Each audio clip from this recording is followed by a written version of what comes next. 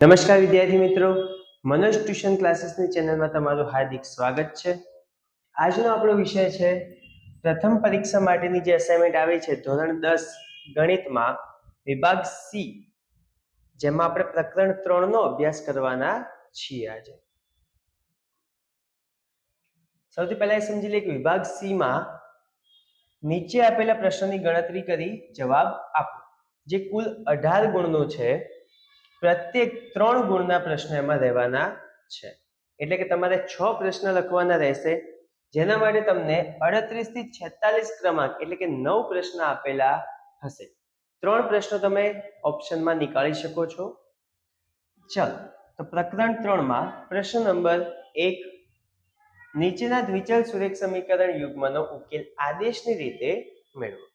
હવે કોઈ પણ દાખલો શરૂ કરતા આદેશની રીત હોય કે લોકની રીત હોય, તેના માટે આપણને સમીકરણનું સાદું રૂપ આપેલું હોવું જોઈએ. તો અહીં જે સમીકરણ આપ્યું છે એમાં છેદ અલગ અલગ આપેલા છે, જ્યારે આપણા સાદા રૂપમાં છેદ હોતા નથી. તો પહેલા છેદને નીકાળી દઈએ. ઠીક છે, તો છેદ નીકાળવા માટે અહીં 2 અને અહીં 3 બે સંખ્યા નીકાળવી પડે. 2 નીકાળવા માટે 2 થી ગુણવું પડે, 3 નીકાળવા 3 થી ગુણવું પડે. જો લસા લો છો તો આ બંનેના લસા લઈ ભાગાકારમાં જે 6 આવે એને અહીં ગુણવા પડે. તેની જગ્યાએ આપણે ડાયરેક્ટ 3 અને 6 વડે ગુણી દઈએ. ચલો, તો સમીકરણ 1 માટે 6 કૌંસમાં 3x ભાગ્યા 2 માઇનસ 6 કૌંસમાં 5y ભાગ્યા 3 બરોબર 6 કૌંસમાં માઇનસ 2 માટે આપણને સમીકરણ મળશે 2 તરી 6, 3 દુ 6, તો 3 તરી 9x માઇનસ 5 દુ 10y બરોબર 6 દુ 12 એટલે માઇનસ 12. આ આપણને સમીકરણ 1 મળ્યું. ઠીક છે, તે જ રીતે સમીકરણ 2 નો ઉકેલ શોધીએ. તો x ભાગ્યા 3, અહીં પણ 3, 2 અને 6, 3 નો લસા આવશે 6, તો એને પણ 6 વડે ગુણી દઈએ, વત્તા 6 ગુણ્યા y ભાગ્યા 2 બરોબર 6 ગુણ્યા 13 ભાગ્યા 6. 6 છોડી જશે, 2 તરી 6, 3 દુ 6, 2 ગુણ્યા x એટલે 2x વત્તા 3 ગુણ્યા y એટલે 3y બરોબર 13. આ થઈ ગયું આપણું સમીકરણ નંબર 2. ઠીક છે, આ થયું સમીકરણ 1, આ થઈ ગયું સમીકરણ 2. હવે આ બે સમીકરણને લઈને આપણે આખો દાખલો ગણીશું. કઈ રીતે ગણવાનો છે? આદેશની રીત. તો આદેશની રીતના 3 સ્ટેપ તમને ખબર હોવી જોઈએ. પહેલું સ્ટેપ છે, બેમાંથી કોઈ પણ એક સમીકરણ જે આપણને સહેલું લાગે એ સમીકરણને ધ્યાનમાં લઈને એના ઉપરથી x અથવા તો y બેમાંથી કંઈ પણ એક વસ્તુ શોધવી પડે. ચલો, તો સમીકરણ 1 ઉપરથી લઈએ. સમીકરણ 1 છે 9x માઇનસ 10y બરોબર માઇનસ 12. ચલો, x ને કરતા બનાવીએ. તો 9x ને ધ્યાનમાં લેતા માઇનસ 10y પેલી બાજુ જતા રહે, તો બરોબર માઇનસ 12 માઇનસ આ બાજુ જાય એટલે પ્લસ 10y માટે હવે કરતા x ને બનાવવાનો છે.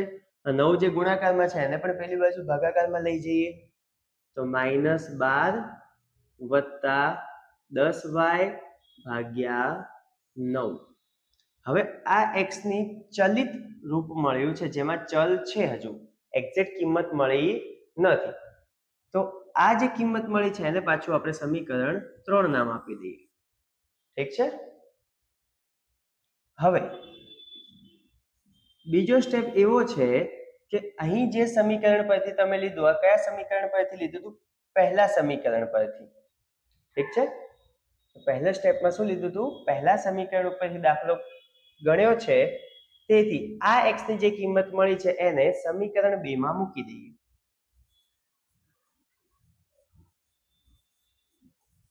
સમીકરણ 2 માં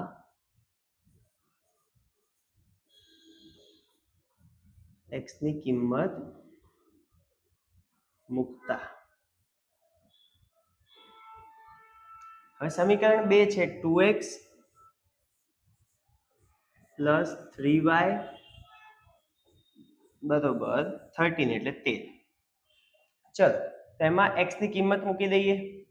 માટે 2 કૌંસમાં x ની જગ્યાએ -12 વત્તા 10y ભાગ્યા 9 વત્તા 3y બરોબર 13. માટે ચાલો હવે આ 2 ને -12 વડે ગુણીશું. 2 ને બંને સાથે ગુણવાનું રહેશે. -12 ગુણ્યા 2 એટલે -24 વત્તા 10 દુ 20y બંનેના છેદમાં 9 વત્તા 3y બરોબર 13. માટે હવે આ 9 આ બંનેના છેદમાં છે, પરંતુ આ 3y ના છેદમાં 9 છે નહીં, તો ત્યાં લાવવા હોય તો એને પણ 9 વડે ગુણવા પડે. માટે -24 વત્તા 20y વત્તા 9 તરી 27 એટલે 27y ભાગ્યા 9 બરોબર 13. માટે ચલો તો અહીં -24 એમના એમ મૂકી દઈએ વત્તા 20y વત્તા 27y 20 વત્તા 27 એટલે 47y વત્તા 47y બરોબર 9 ભાગાકારમાં છે, આ બાજુ જાય તો ગુણાકારમાં 13 નવા 117. માટે 47y બરોબર -24 આ બાજુ જતા રહે તો +24 117 વત્તા 24 માટે અહીં y શોધવો છે. y બરોબર 117 વત્તા 24 એટલે જવાબ મળશે 141.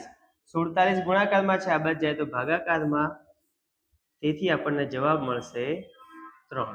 માટે આપણને y બરોબર કેટલા મળી ગયા છે? 3. એટલે બીજા સ્ટેપમાં આપણને x અથવા y, અહીં x ની કિંમતને સમીકરણ 3 નામ આપ્યું તો અહીંયા y ની કિંમત મળશે. અહીં y શોધીને એને સમીકરણ 3 બનાવ્યું હોત તો અહીં આપણને x મળત. ઠીક છે. હવે આ જે y મળ્યો છે એને આ x ની કિંમતમાં મૂકી દઈશું તો આપણને x મળી જશે.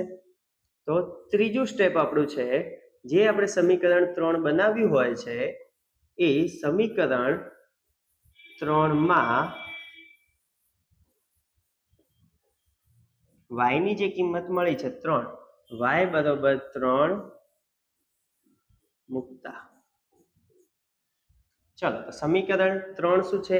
x બરોબર -12 વત્તા 10 કૌંસમાં y ની જગ્યાએ શું મૂકીશું? 3 ભાગ્યા 9. માટે x બરોબર -12 વત્તા 10 તરી 30 ભાગ્યા 9. માટે x બરોબર 30 - 12 એટલે 18 ભાગ્યા 9. માટે x બરોબર જવાબ મળશે 2. તો અહીં આપણને x બરોબર 2 મળે છે અને y બરોબર 3 મળે છે. આ છે આપણો જવાબ. તો આદેશની રીતના 3 સ્ટેપ તમને મગજમાં બેસી ગયા હશે. ચલો દાખલા નંબર 2. બીજા દાખલામાં આપણને કહ્યું છે વર્ગમૂળ 2x વત્તા વર્ગમૂળ 3y બરોબર 0 અને બીજું સમીકરણ આપ્યું છે વર્ગમૂળ 3x માઇનસ વર્ગમૂળ 8y બરોબર 0. અહીં છેદ કશું પણ છે નહીં, તો આના પરથી ચલો ડાયરેક્ટ સમીકરણ બનાવી દઈએ. પહેલો સ્ટેપ બોલો, સમીકરણ 1 પરથી શોધીશું કે સમીકરણ 2 પરથી? સમીકરણ 1 પરથી શોધી લઈએ.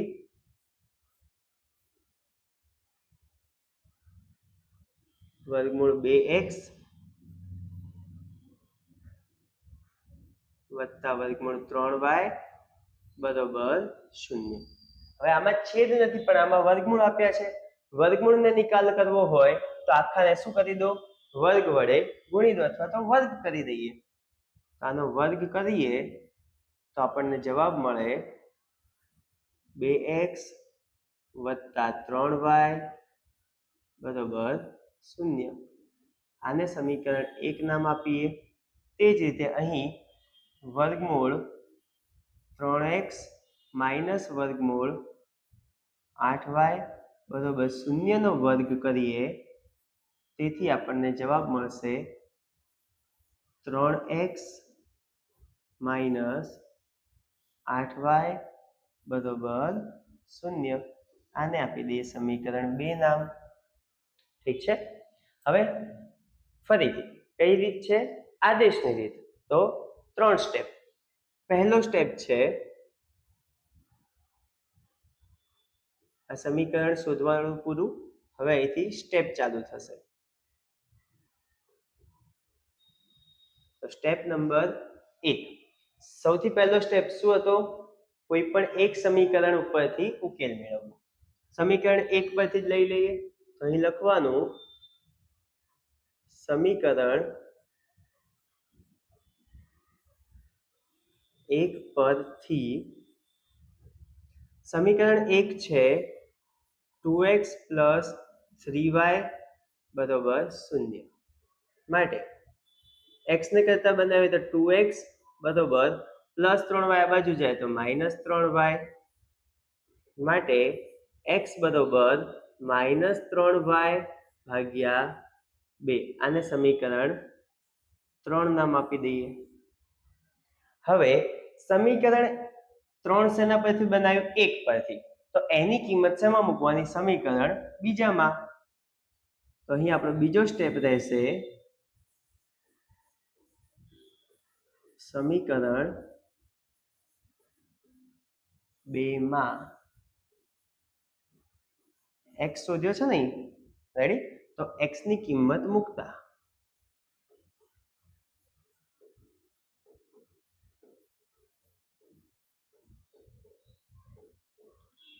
ચલો સમીકરણ 2 શું છે? 3x. તો x ની જગ્યાએ x ની કિંમત મૂકીએ માઇનસ 3y ભાગ્યા 2 માઇનસ 8y બરોબર 0. ઠીક છે. તો 3 તરી 9 એટલે માઇનસ 9y ભાગ્યા 2 માઇનસ 8y બરોબર 0. 2 ના લસા લઈએ તો 8 ને 2 વડે ગુણવાના. તેથી અહીં માઇનસ 9y માઇનસ 8 દુ 16y ભાગ્યા 2 બરોબર 0. હવે 2 ભાગાકારમાં છે, આ બાજુ લઈ જશે તો ગુણાકારમાં માઇનસ 9 માઇનસ 16 એટલે માઇનસ 25y બરોબર 0. માટે y બરોબર માઇનસ 25 આ બાજુ ભાગાકારમાં જશે તેથી 0 ભાગ્યા માઇનસ 25 એટલે શું મળશે? 0. અહીં y નો જવાબ આપણને શું મળે છે? 0. એ y ની કિંમત પરથી x ની કિંમત મેળવી લઈએ. તો અહીં ત્રીજો સ્ટેપ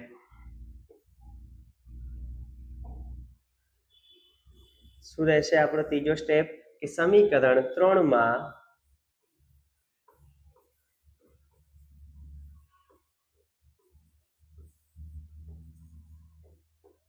y બરોબર 0 મૂકતા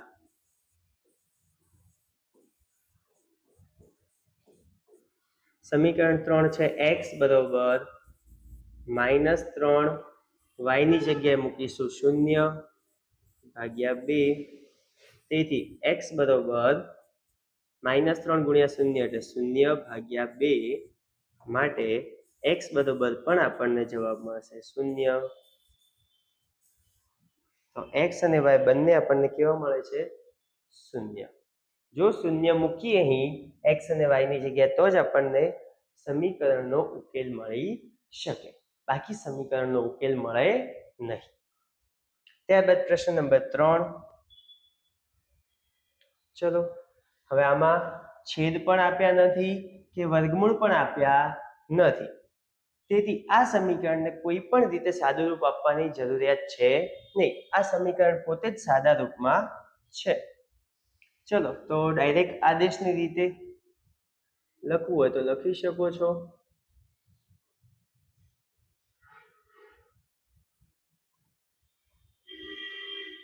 આદેશની રીતે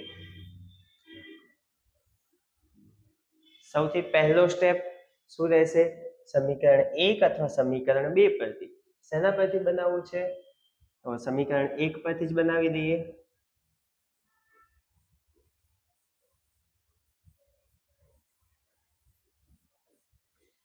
સમીકરણ 1 પરથી.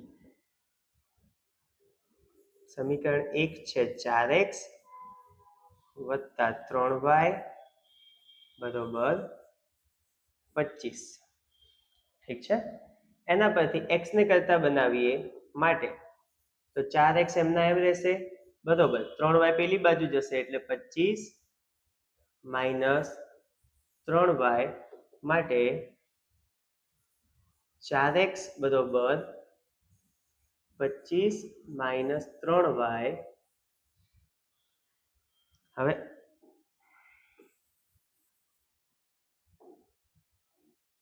માટે x બરોબર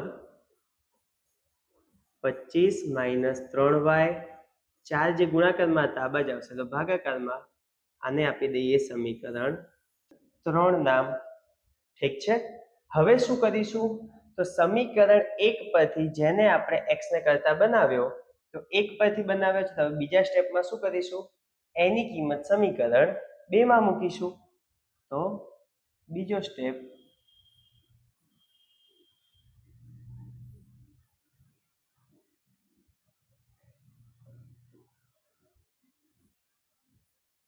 સમીકરણ 2 માં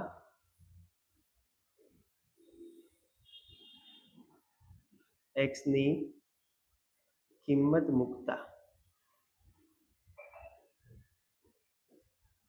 રેડી? સમીકરણ 2 શું છે? 3x વત્તા 4y બરોબર 24. ઠીક છે. તો એમાં x ની કિંમત મૂકીએ માટે 3 કૌંસમાં x ની જગ્યાએ 25 માઇનસ 3y ભાગ્યા 4 વત્તા 4y બરોબર 24. ચલો માટે આ 3 ને હવે બંને વડે ગુણી દઈએ. 25 તરી 75 માઇનસ 3 તરી 9y ભાગ્યા 4 વત્તા 4y બરોબર 24. ફરી અહીં પણ શું લઈશું લસા? માટે 75 માઇનસ 9y વત્તા ચોકું ચોકું 16y એટલે આખાના છેદમાં 4 બરોબર 24. માટે હવે માઇનસ 9y વત્તા 16y એટલે 16 માઇનસ 9 એટલે આપણને મળે 7y. ચલો તો 7y વત્તા 75 બરોબર 24 ગુણ્યા 4. આ 4 છેદમાં છે એટલે ભાગાકારમાં બચ જાય તો ગુણાકારમાં એટલે 24 ચોક 96 માટે 7y બરોબર 75 ને પેલી બાજુ લઈ જઈએ એટલે 96 માઇનસ 75 માટે 7y બરોબર જવાબ આવશે 21. માટે y બરોબર 21 ભાગ્યા 7 માટે y બરોબર 21 ભાગ્યા 7 કરીએ તો જવાબ આપણને મળશે 3. તો અહીં y નો જવાબ મળી ગયો સમીકરણ 2 માં મૂકતા. હવે એ y ની કિંમત પાછી શેમાં મૂકવાની? સમીકરણ 3 માં. ફરીથી ત્રીજું સ્ટેપ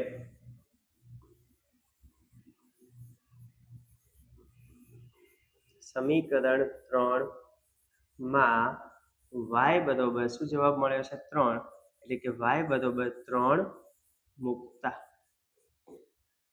સમીકરણ 3 હતું x બરોબર 25 માઇનસ 3 વાયની જગ્યાએ 3/4 માટે x બરોબર 25 માઇનસ 3 તરી 9/4 માટે x બરોબર 25 માઇનસ 9 કેટલા થશે 16/4 માટે x બરોબર જવાબ મળશે 4.